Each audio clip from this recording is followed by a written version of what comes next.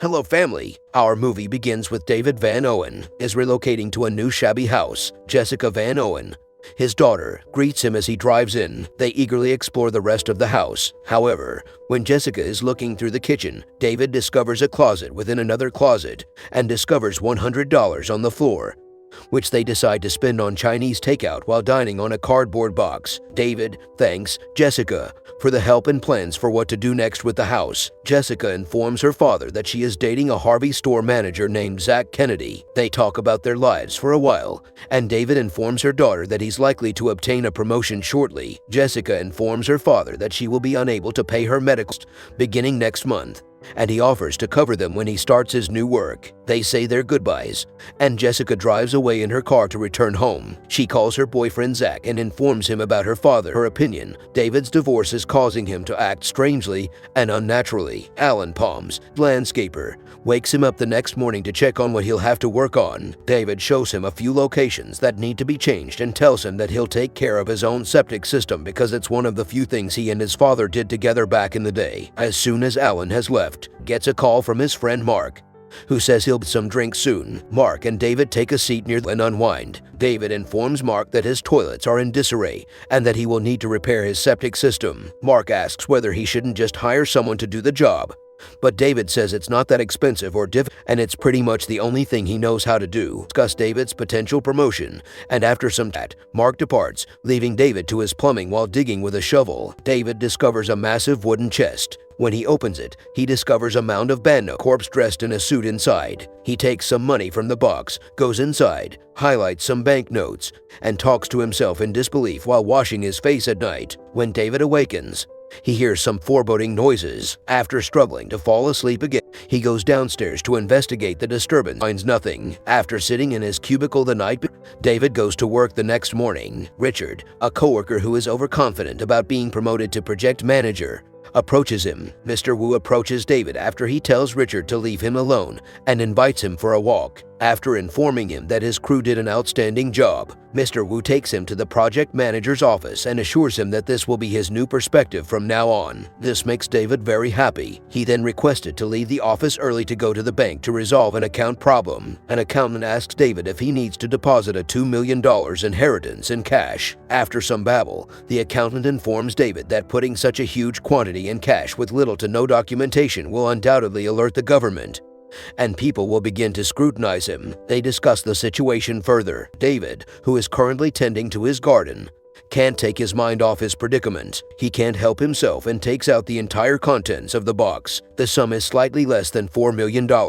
He puts it in a closet, closes it, and goes to the restroom during the night. He chats to himself and has hallucinations that his reflection is answering his queries. He hears some strange noises once more. He takes out a baseball bat and searches the premises for intruders. Every room appears to be safe, but when he checks the back door, it is unlocked. After certain that no one is lurking in his garden, he returns inside and drinks some tea while taking a sip. He hears something outside and goes to investigate while standing on his front porch, cup in hand. He is startled by a cat and, relieved, spills on the floor. He returns inside and checks on his money, but it is still there as he walks back to his bed. He notices an elderly, malnourished man dressed in a suit standing in front of his window. He rushes out and searches his garden for anyone. However, David had not buried the box and it was now visible on the surface. He opens the door to check on the corpse within, but it is still dead, except the next morning to find himself still filthy from the day before. He gets ready, makes some breakfast, and heads to the office. Mr. Wu approaches him and informs him that in order to obtain his promotion,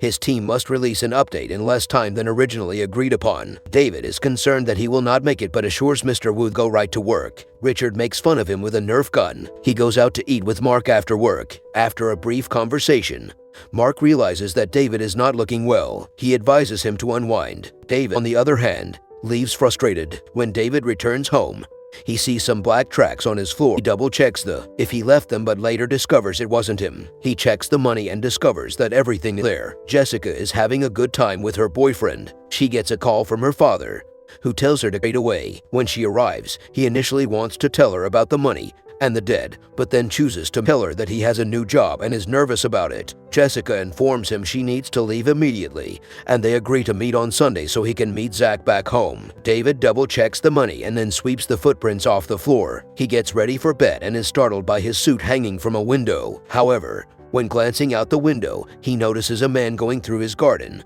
so he pulls a knife and prepares to attack him. David goes outdoors but is unable to locate him. He returns inside and begins stuffing all of his money into a bag to bury it again. He opens the wooden box, places the bag inside, and then nails the whole thing shut. He's still thinking about the previous night the next morning at work, but he's brought back to reality by an unsatisfied Mr. Wu, who checks on David's still unfinished job. David rushes out of the office after meeting with Mr. Wu and returns home. He attempts to open the closet but is stopped by Alan, who tells him that he'll bring some dirt and gravel on Friday at noon. After hanging up the phone, he returns outdoors and opens the wooden box once more. He searches for the corpse's wallet and finds it. David has a nightmare about being attacked by the corpse that night. He calls in sick to work in the morning and leaves to buy some hardware, supplies, and tools at home. He installs numerous lights and cameras throughout his home, all of which are linked to his computer. He goes outside to test the lights before returning inside to try to enter the closet again. He succeeds this time and discovers a staircase leading down to a basement. He descends the steps and looks about,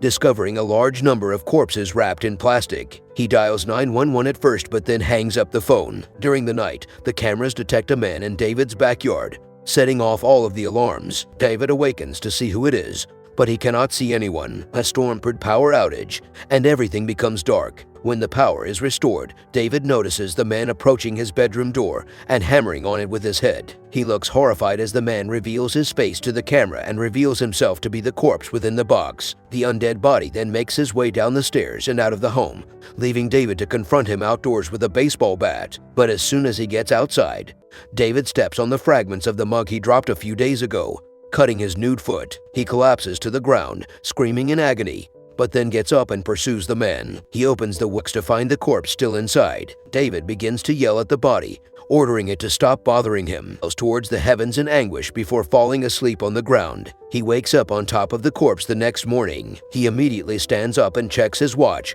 realizing he's late for work. He gets dressed and goes into her, but as he drives away, he notices the zombie corpse standing up and staring at him. David gets out of his car and chases the corpse inside, but it escapes. It's back to being a wooden box, and it's now unresponsive and lifeless. David screams at the body once more. He returns inside, fetches a chainsaw, and saws the corpse's legs off. However, it is still dead and unresponsive. David then returns to the workplace, still bloodied and stinking. He had an argument with Mr. Wu, who fires him in front of all coworkers. Mr. Wu watches. Enraged, David is dragged outside by security. David discards bloody and filthy clothing and drives back home in his car. He speaks to himself, becoming increasingly unpredictable. When he returns home, naked and drenched, Alan, his landscaper, walks in. He hits him as he is about to dial 911 in rage. David murders him by hitting him in the head with the hammer. David panics and rushes the corpse into the closet with the others. He cleans himself after bringing Alan's truck to his garage. David has another hallucination while looking in the mirror. Mark dials his number,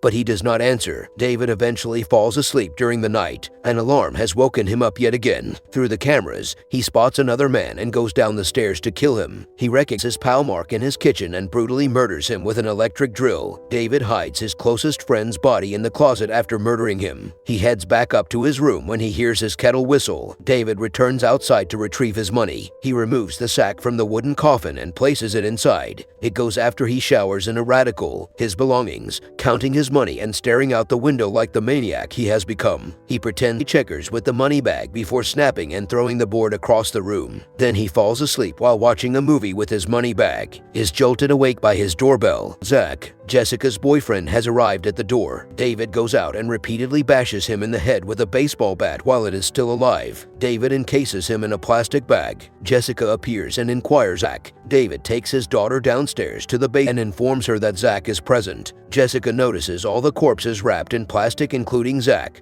who is still moving in his plastic bag. Then David smacks his daughter on the head, and she goes blank. She is in the basement, chained to a pole. David informs her that she has come to grab his money and points a knife at her before inquiring when the others will arrive. Jessica sobs and becomes absolutely terrified. David apologizes and says he knows how to make things right. He then walks out of the basement, leaving her alone. He returns to his room and gets dressed, leaving Jessica and Zach in the basement while he ties his tie in the bathroom. He gives himself a speech in the mirror, then takes his money bag outside and douses it with gasoline. Meanwhile, Jessica tries but fails to grasp the keys to the chain, tying her up with her feet. Zach runs out of oxygen and gives up. David can't bring himself to burn the money, so he lies in the wooden coffin next to them and shuts the lid, strangely and unnaturally leaving everything behind. This is how our movie ends. Leave us a comment on how you found this movie recap. See you in the next movie recap. We hope that you enjoy your time and have a good day.